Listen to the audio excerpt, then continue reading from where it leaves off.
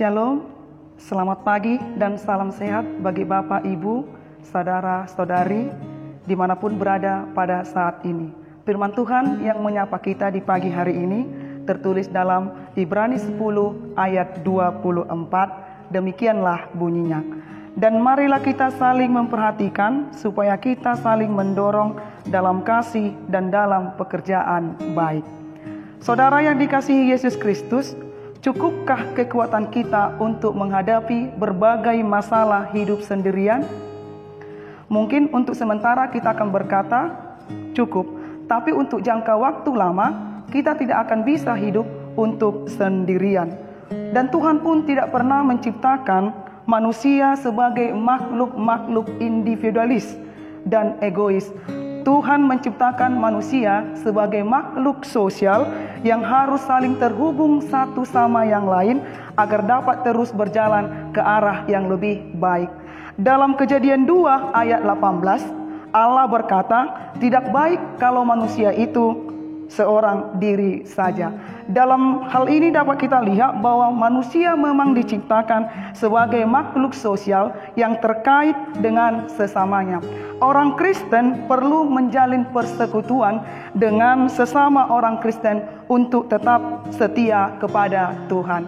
Saudara yang dikasihi Yesus Kristus, dalam renungan ini ada dua hal yang diperlukan dalam pertumbuhan iman setiap orang percaya. Yang pertama, saling memperhatikan. Selain memuji dan menyembah Tuhan dalam ibadah, Tuhan juga menginginkan kita memperhatikan semua orang percaya di dalam gereja atau persekutuan.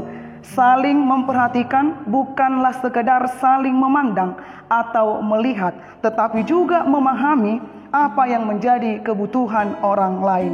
Saling memperhatikan merupakan salah satu ciri khas dalam diri orang Kristen, yaitu yang tidak berfokus pada diri sendiri, tetapi menunjukkan kasih pada sesama dengan cara tidak menutup diri, tidak menutup mata atau telinga terhadap orang lain.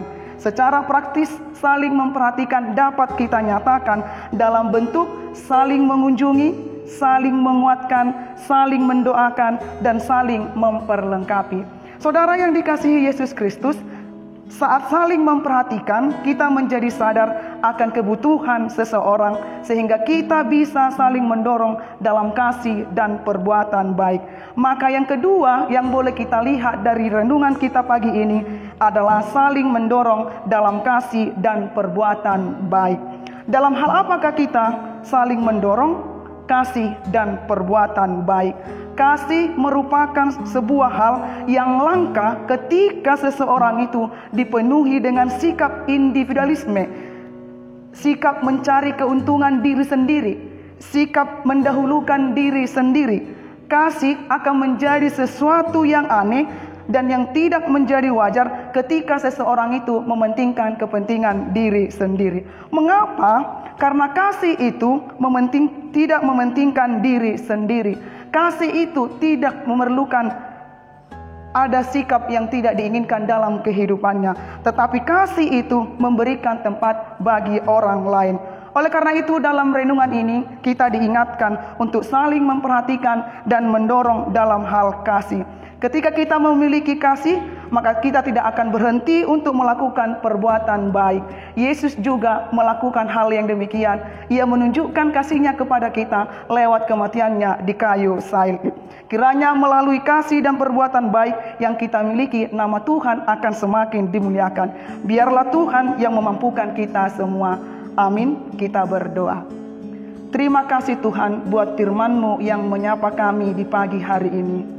Kuatkanlah kami Tuhan untuk saling memperhatikan dan saling mendorong dalam perbuatan kasih. Biarlah Tuhan firman-Mu bertumbuh dalam kehidupan kami. Dan satu hari ini segala aktivitas kami serahkan hanya ke dalam tangan Tuhan. Amin.